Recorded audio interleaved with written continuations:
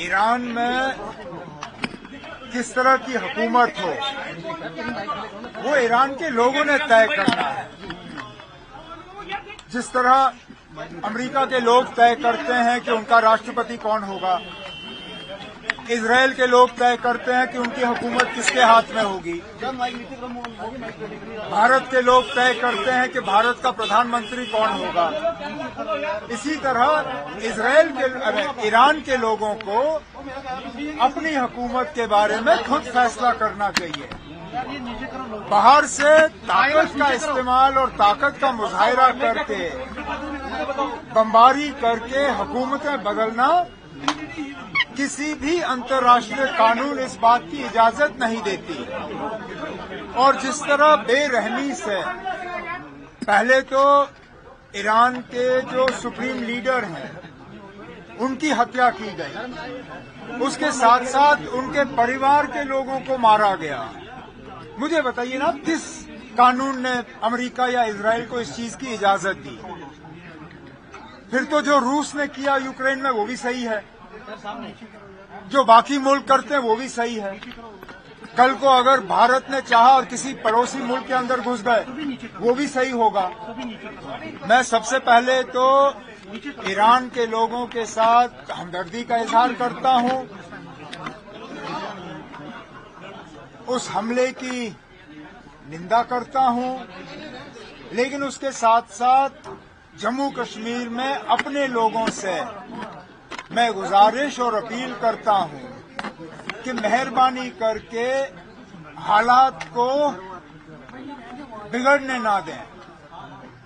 कुछ लोग बीच में इसमें घुस के माहौल को बिगाड़ने की कोशिश कर रहे हैं।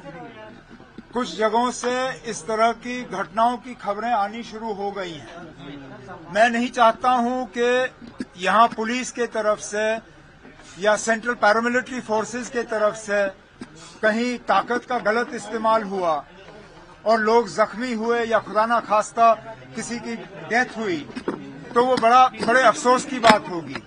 मैं उनके जज्बात को समझ सकता हूं, मैं उनकी नाराजगी को समझ सकता हूं, लेकिन इन हालात में जज्बात पे काबू रखना जो है वो सबसे ज्यादा जरूरी है।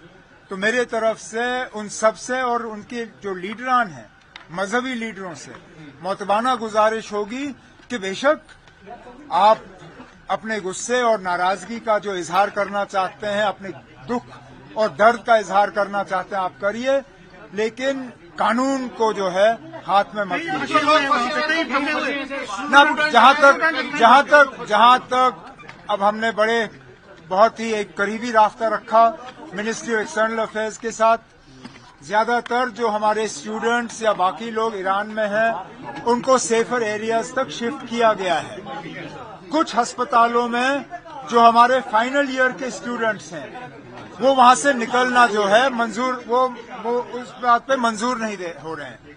मेरी उनसे मोतबाना गुजारिश होगी कि एम्बेसी की जो गाइडलाइंस हैं, एम्बेसी की जो राय है, एम्बेसी का जो मशवरा है, उसके तहत वो अपना वो करें।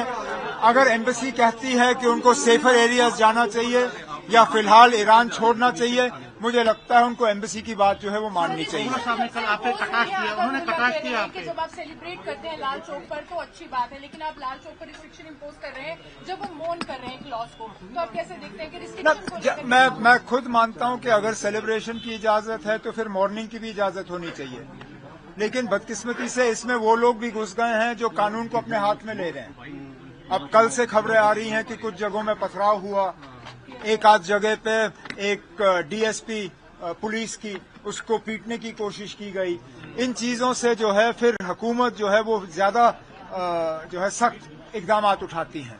हमारी तो ये कोशिश होगी कि जल्द से जल्द जो है मतलब लोगों को खुली छूट मिले कि वो अपने गम का जो है वो सही तरीके से इजहार करें। अफगानिस्तान भी एंगेज है वॉर में, लिमिटेड वॉर में, कितना कंसर्न है और क्या चाहिए? जंग किसी के लिए भी ठीक बात नहीं है। अब आप देखिए, इजराइल और अमेरिका ने ईरान पे हमला किया, वो अपने आप में गलत, लेकिन उसके बाद जो ईरान ने रिएक्शन किया, कहीं पे यूएई पे हमला, कहीं सऊदी अरेबिया पे हमला, कहीं बाकी गल्फ कंट्रियों पे हमला, वो भी अपने आप में गलत है। अब ये जंग जो है रुकने के बजाय और ज्यादा फैल रही है। हमारे पड़ोस में तो वैसे भी जैसे आपने कहा पाकिस्तान और अफगानिस्तान जो है एक दूसरे पे बमबारी कर रहे हैं। जंग जो है किसी भी मसले का इलाज नहीं है। और जैसे मैंने शुरू में कहा, अगर ईरान के लोग ईरान की हुकूमत से खुश नहीं हैं,